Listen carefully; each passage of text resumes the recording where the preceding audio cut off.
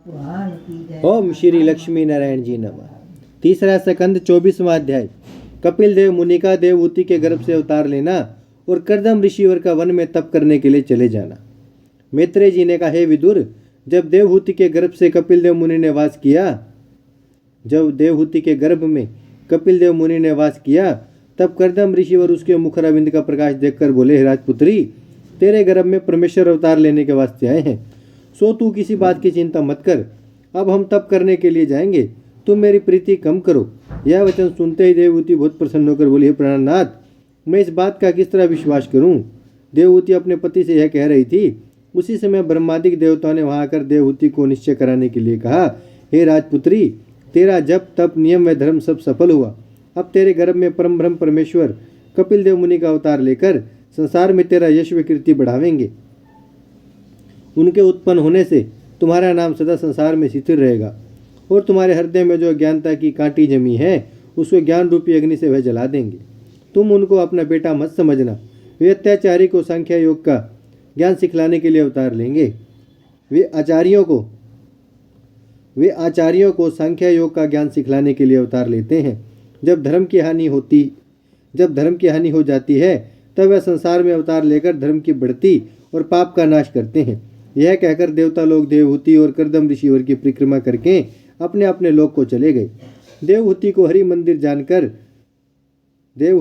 मंदिर जानकर उसके दर्शन करने से वह बहुत आनंदित हुए।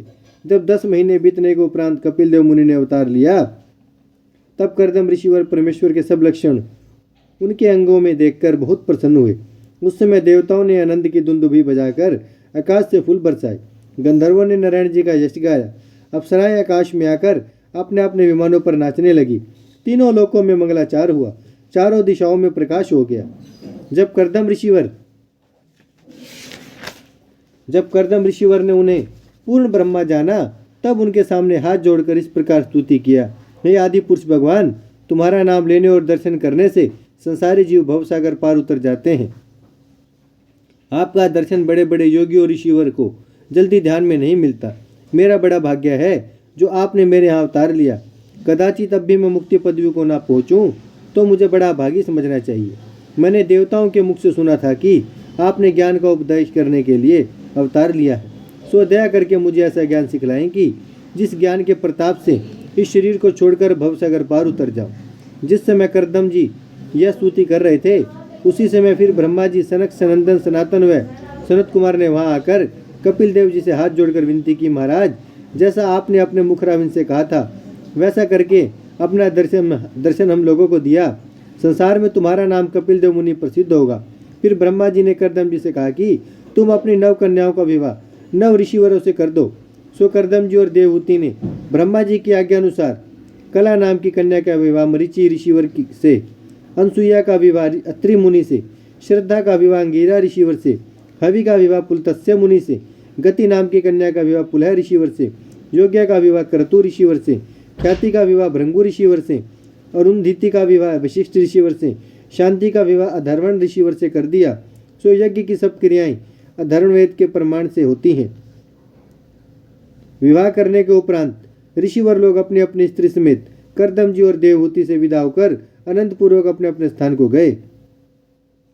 ब्रह्मा जी और सनकादिक ऋषिवर भी कपिल देव मुनि को दंडवत करके चले गए। कर्दम जी ने अपनी कन्याओं को विदा करके कपिल देव मुनि से विनय किया कि हे महाप्रभु, संसार में यह जीव बारंबार जन्म मरण में फंसे रहने से मुक्ति पाने की इच्छा नहीं करते और अनेक प्रकार के दुख उठाकर भी दुख देने वाले इस अधर्मी को नहीं छोड़ते। इसका क्या कारण है? और आपसे यह पूछता हूँ कि कौन उपाय करने से यह मन जो परिवार के माया मोह, परिवार और संसारी सुख में फंसकर नष्ट हो रहा है, इस माया रूपी जाल से छूट सकता है। कर्दम जी का यह वचन सुनकर कपिल देव मुनि ने कहा, हे ऋषिवर, तुम्हारी इच्छा पूरी हुई। जब मनुष्य संसार में जन्म लेता है तब 3 ऋण, देवऋण, पितृऋण, ऋषि ऋण उस पर रहते हैं। सो तुम यज्ञ करके देवऋण, वेद पढ़कर ऋषि ऋण और संतान उत्पन्न करके पितृऋण, तीनों ऋणों से मुक्त हुए। अब हरि भजन करना तुम्हारे लिए बहुत अच्छी बात है। जो तुम अपना मन संसार से विरक्त किया चाहते हो तो धीरे धीरे साधना करने से संसारी प्रीति छूट जाती है। तुम इस तन को झूठा समझो। जिस तरह पानी में बुल्ला उठता है उसमें मिट्टी, पानी, आग, हवा, आकाश कोई वस्तु नहीं होती, उसी तरह तन को निषिद्ध समझकर उसका इसका अहंकार मत करो।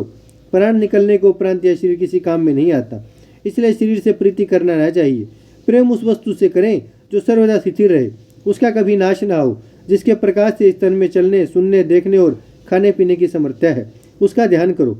उस चमत्कार को सब जीवों के तन में मेरी शक्ति समझकर किसी वस्तु से प्रीति ना करो। मेरे प्रकाश को प्रतिदिन अपने शरीर में ध्यान धरकर देखो, तब तुम्हारा चित्त शुद्ध हो जाएगा। हे पिताजी, संसारी जीव इस ज्ञान को भूलकर केवल अपने तन, धन और परिवार पर अहंकार करते हैं, इसलिए मैंने धर्म और ज्ञान का उपदेश करने के लिए यह अवतार धारण किया है। हे ऋषिवर, काम, क्रोध, लोभ, मोह, मद और मत्सर 6 शत्रु मनुष्य के शरीर में रहकर संसारी जीवों को भुलवा देकर नष्ट करते हैं। उन्हीं के मद में मनुष्य अंधा होकर अधर्म करता है। जो उनके वश में होकर उन्हें अपने अधीन रखे, वह मनुष्य वन में रहे, चाहे घर में, उसे जीवन मुक्त समझना चाहिए। जब तक मनुष्य अपने शरीर, अपनी स्त्री, अपने पुत्र और परिवार को अपना जानता है, तब तक उसको मृत्यु और सब किसी से डर है। जब उसे मेरी आज्ञा अनुसार ज्ञान प्राप्त होता है, तब वह कालाधिक सबसे निडर हो जाता है। इतनी कथा सुनाकर मैत्रेय ऋषिवर ने विदुर से कहा। यह ज्ञान सुनते ही कर्दम जी ने अपना मन विरक्त करके कपिल देव जी से विनय किया, महाराज, अब मुझे कहिए तो वन में जाकर आपके चरणों का ध्यान करूं, या रहने से मेरा मन संसारी माया में फंसा रहेगा। आप यही ज्ञान अपनी माता को भी सुनाकर भवसागर पार उतार दीजिएगा। यह बात सुनकर कपिल देव जी ने कहा, पिता, तुम वन में जाकर हमारे स्वरूप का ध्यान धरना और साधु महात्मा की संगति करना। जिनकी मंडली में सदा मेरी कथा, कीर्तन और चर्चा होती है, उनके सत्संग और मेरे ध्यान के प्रताप से तुम्हारा मन फिर संसारी माया की तरफ नहीं दौड़ेगा। ओम श्री लक्ष्मी नारायण जी नमः। भजमन नारायण नारायण नारायण, श्रीमन नारायण नारायण नारायण, लक्ष्मी नारायण नारायण नारायण, सत्य नारायण नारायण नारायण, भजमन नारायण श्रीमन नारायण, लक्ष्मी नारायण, सत्य नारायण, भजमन नारायण नारायण नारायण। भागवत महापुराण की जय, लक्ष्मी नारायण भगवान की जय, गौ माता की जय, गंगा मैया की जय, धरती माता की जय। हर हर महादेव, हर हर